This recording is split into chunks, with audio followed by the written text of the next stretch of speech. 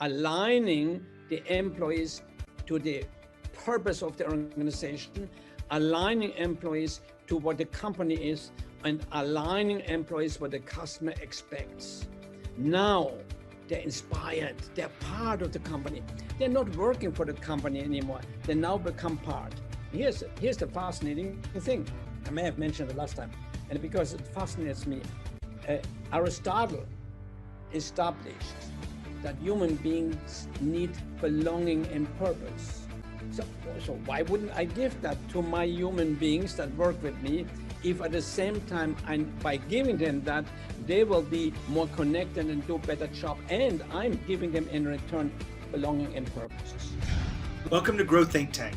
This is the one and only place where you will get insight from the founders and the CEOs of the fastest growing privately held companies.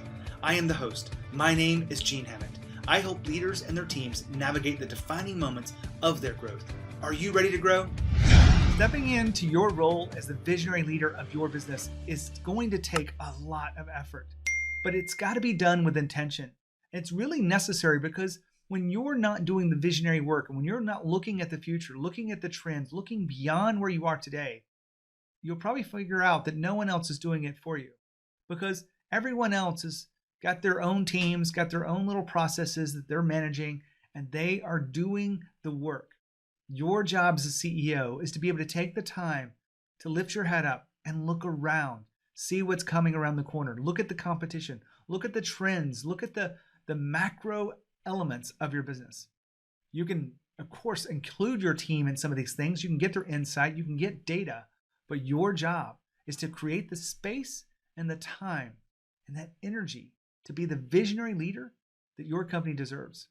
One of the things I've seen interviewing so many founders and CEOs, that this is a struggle. This is something that they want to do a better job with. They want to get out of so many day-to-day meetings, and they want to become true visionaries so that you can understand what the way they see the world, why it's so important, and some of the key elements that will help you be the visionary that you really want to be. Today we have the co-founder of Ritz Carlton, the brand that you probably love so much. He's also the founder of Capella Hotel Group, and their award-winning hotel, fantastic brand. And then also he is the author of this book, Excellence Wins.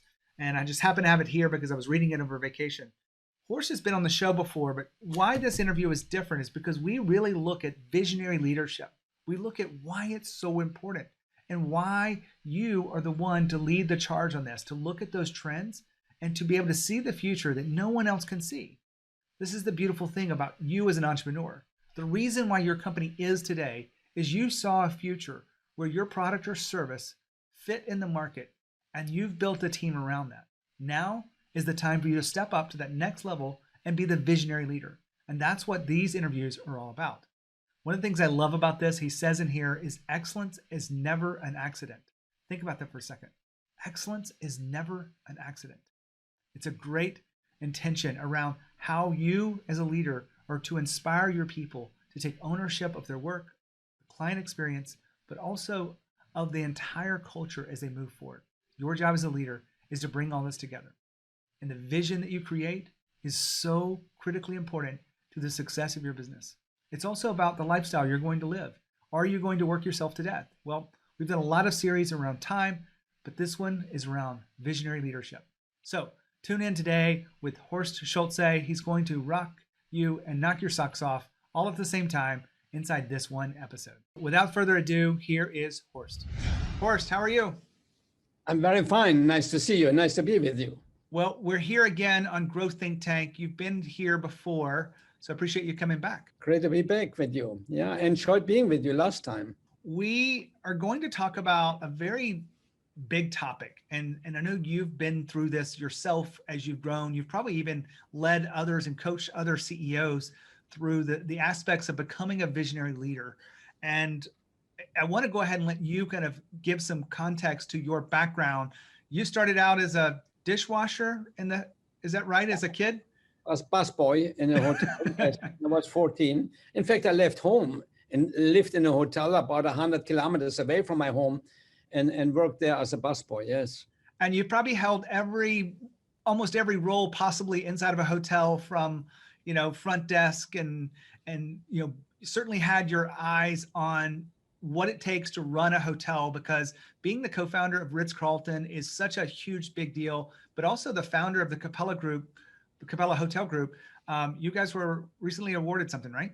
Yeah, we were Capella. Of course, I sold the company a little bit over a year ago, but Capella was just voted best hotel in the world in Bali, and second best hotel company here in by local publication, and in Asia, best hotel company in the world. So best hotel company in the world and best hotel in the world. That's Capella, which I founded and created and by myself right after I left Ritz Carlton. Yeah. And I was on vacation and I got a chance to finish the book. I interviewed you before, but Excellence Wins, such a fantastic book. I want to encourage everyone to go read this. There's a lot of leadership inside here from the very heart of what it takes to run an excellent brand. And we're going to talk about some of the things that are in the book, but we're going to let you just kind of share your journey. Horst, one of the things that I get asked a lot is, how do I let go of the day-to-day, the work, the managing, even the metrics to a point, and start to become the visionary leader of the business? I know that's necessary and no one's doing it if I don't do it. How do I do that as a CEO of a company? So, but let me address that a little bit different. We're talking about like the book, Excellence Wins. Let's see, what is excellence? Excellence is never an accident. Let's understand that. It's never an accident. It's always the result of high intent and, of course, hard work. High intent, what's high intent? Well, the vision of the company. What is your high intent? That has to be clarified. And being a leader implies that you're leading somebody to a particular destination. What is that? Is that a destination of high intent? What's the vision? Now, and in fact, that vision, that high intent should become the purpose of the organization. So now, suddenly, you have purpose and not just function. You see, unfortunately, what we are making a serious mistake as leaders of organizations, managers of organization. We hire people to fulfill a certain function. The chair on which you're sitting is fulfilling a function. We hire human beings. As leaders, we hire people, we select people to become part of our purpose, which is the high intent we have as an organization. That's leadership. I mean, let me put it a totally different way. And this discussion, leadership and management, is always so confusing. It's very simple. If you pretend that on your left side over there are a lot of people, those are your potential customers and your customers, guests, patrons, whatever you call them. And on your right side, there are a lot of people too. Those are your employees. So how are you a good company? If you know what the people on your left, your customers, your potential customers expect from your product, if you understand that, and you make sure now that the people on your right, your employees, know what your customers expect, what your market expects from you. Now, this is alignment, not a buzzword in business. That's alignment. Now, management creates processes, systems, measurements, controls to make sure this happens, to make sure the delivery to the customer from the employee happens. Leadership creates an environment where the employees want to desire to do what the customer wants. Why do they desire that? Because then it knows it will bring you and fulfills the purpose of the organization which they have adopted as their own. Wow, that's a long speech, but that's leadership. Now, a very simple version you put in here, I think it was chapter 9, I have it here, managers push and leaders inspire. Yeah, right. That's how you inspire, by aligning the employees to the purpose of the organization, aligning employees to what the company is and aligning employees what the customer expects. Now they're inspired, they're part of the company. They're not working for the company anymore. They now become part. Here's the fascinating thing. I may have mentioned it last time, and because it fascinates me, Aristotle established that human beings need belonging and purpose. So why wouldn't I give that to my human beings that work with me if at the same time, by giving them that, they will be more connected and do a better job, and I'm giving them in return belonging and purpose. So I'm totally in alignment with what you're saying, and I see this a lot with leaders, but they can't let go of managing the work to become the leaders that the company needs. Yeah, well, interesting. Stephen Covey, of course, made that very clear that is very dangerous as a leader, because I mean, we love to put out the fires of the daily, the micro stuff that goes on daily around us. We love to put it out, and then we feel good. But as leaders, that doesn't mean we have accomplished anything for the future. We only have accomplished something for right now. That's the micromanaging that we all do. I do it, and everybody does it. It makes you feel good. But as a leader, remember again, you're taking them to a destination.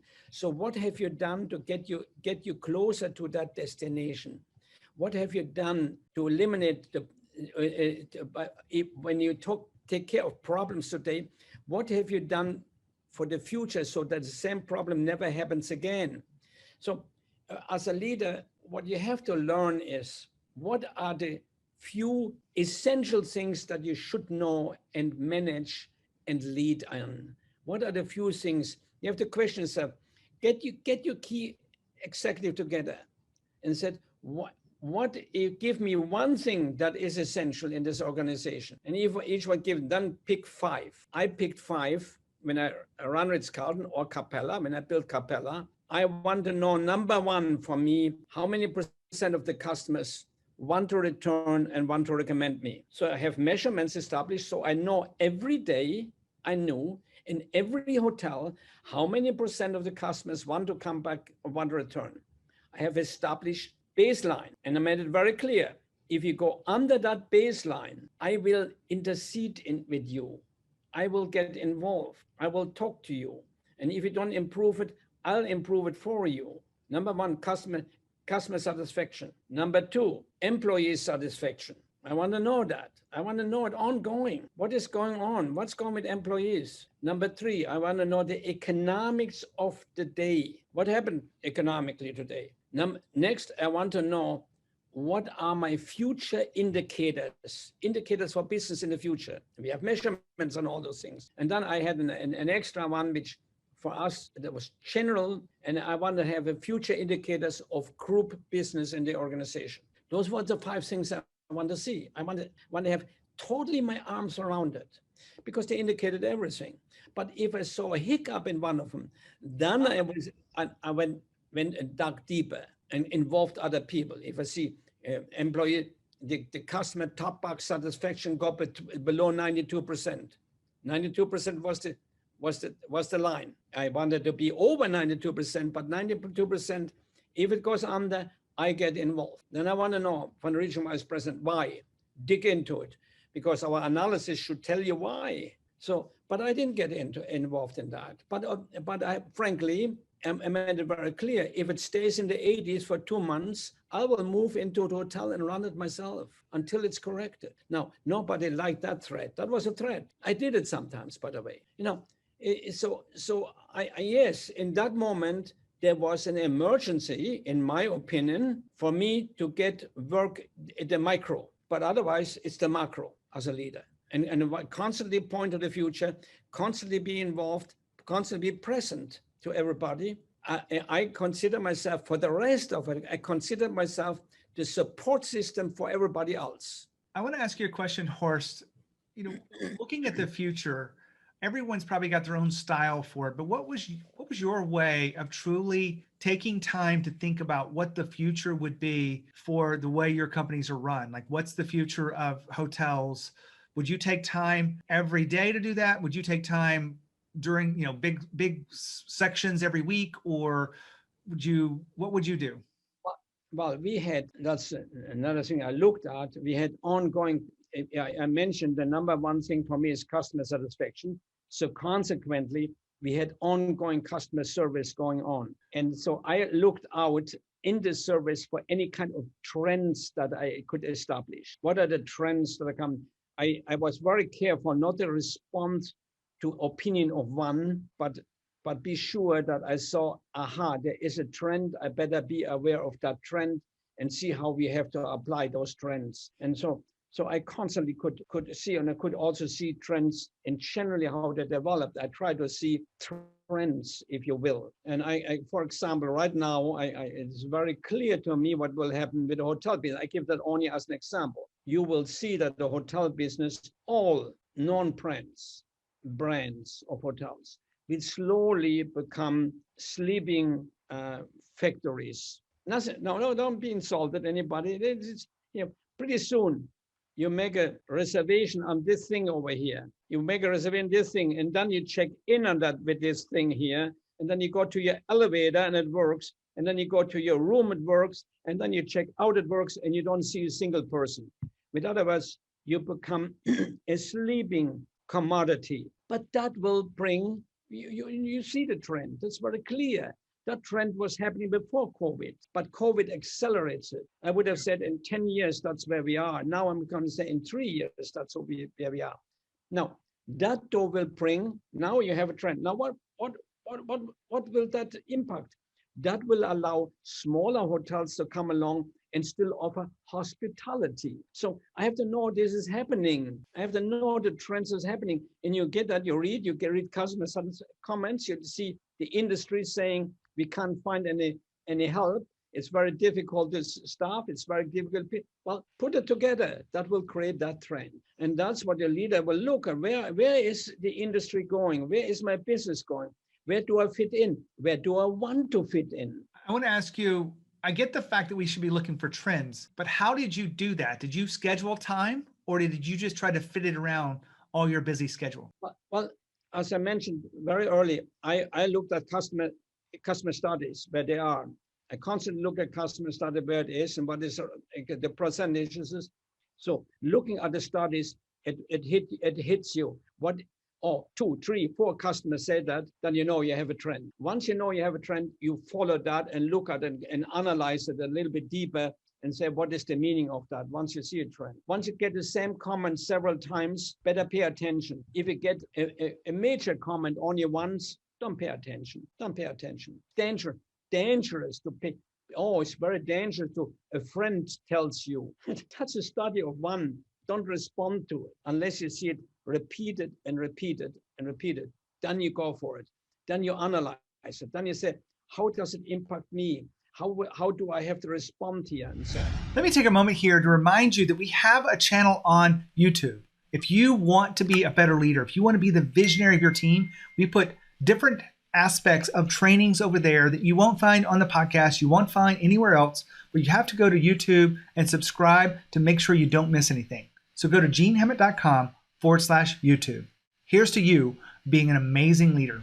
What are the dangers of you seeing organizations that are running where the CEOs are just focused on the urgent, focused on just the now, and not really focused on that future? Well, somebody else will focus on the future and they will eat you alive. That's that simple. Okay. Simple, because it will happen. And it just will happen. It just will happen. That's it. You must be with the market. You must must understand the market. You must understand what they're thinking. There's some. There is, for example, I mean, and watch out what you hear and what is the talk. Sometimes watch out what it really says. For example, right now everybody is talking about the millennials, as if they were a huge threat. So I have to say, wow, I better understand what are the millennials really. Now I go for a survey. Now I want to know facts, because they talk millennials, how they, I mean, as if they were attacking you with guns. As it turns out, the number one change, there's some major change. The millennials say, do it my way. Do it my way. That's what they're saying. oh, wow, I better be prepared for individualization now. I better not standardize. I better get ready to individualize, because the millennials will come in and say, I want my hamburger number one, or whatever the hamburger is, but I want it with 2 slices of tomatoes and a half a slice of pickle, and they want to individualize. That's what's happening. Well, I have to understand that as a leader. That is what they're saying, really. They're saying, do it my way. That means pretty soon, guess what? The only customers you have are millennials. And if you're not ready to serve them the way they want to be served, you are going to be out of business. That's what I mean. Now, the interesting thing about it, and this is totally fascinating, by the way, since we talk about millennials, the market as a whole says, I'm willing to pay more for your product, even if I can get the same product for less. If you give me good serving and good attention, then I'm willing to pay more for your product, even if I can get the same product for less. I'm willing to pay more for you if you give me great service and attention. 70% of the market says that. But the millennials, 80% say, if you take care of me the way I want it, and you individualize, I'm willing to pay more. Now, if I don't know those things, how can I prepare for it? That's why a leader has to look into the future. Well, we've been talking about being a visionary leader here. There's a lot of stuff that gets in the way, which you talked about, the fires. It feels good to put them out. But I'd also like to ask you this.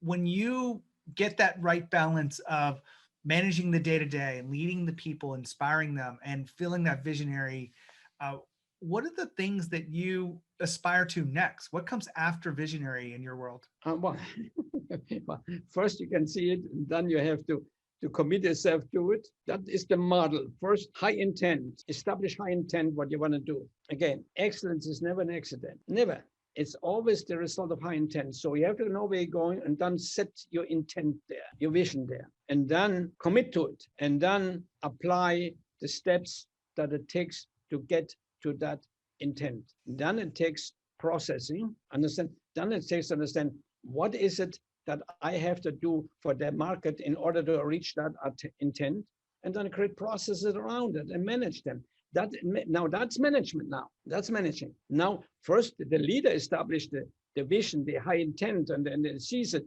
where it is going to be. And now you have to become a manager too, and be sure that your organization creates the understanding, the processes, the measurements, the systems, to be sure you're doing what has to be done to get there. Horst, I want to thank you so much for being a part of the Growth Think Tank. Once again, thank you for sharing your wisdom. Gene, it's great to be with you. Thank you very much. God bless. Another fantastic interview here on Growth Think Tank. Hopefully you took some notes. I took notes. I was scribbling away. I've got probably 3 pages of notes in just a short period of time with Horst. Some of the things that Horst shared today were some things that I already knew, but some of the things were new to me. And one reason why I do these interviews is so I can tune in to visionary leaders like Horst and others out there and really understand how they think, how they see the world. Some of the things that I don't have awareness to, because we've got to fill in these blind spots. We all have blind spots. And the thing about filling them in is it takes outside perspective and some trigger to help you see what you don't see right now. One of the things I'm best at as an executive coach is having the kind of conversations with leaders that want to go to that next level, be visionary leaders, and really create the space for them to think and create the vision that they can see so perfectly, but how to inspire others along that journey. My job as an executive coach is to help you see your blind spots, help you see what's next, help you get more confident and clarity around exactly what to do next. So if you want to have that conversation with me, make sure you go to my website, genehammett.com. You can find plenty of free resources, but you can also register for a call. Just go to Start Your Journey, and I'd love to chat with you about what's next for you. Just go to genehammett.com and go to find Start Your Journey. This wraps up an incredible episode of Other Visionary Leaders. Stay tuned for more coming on the show. When you think of growth and you think of leadership, think of Growth Think Tank. As always, lead with courage. We'll see you next time.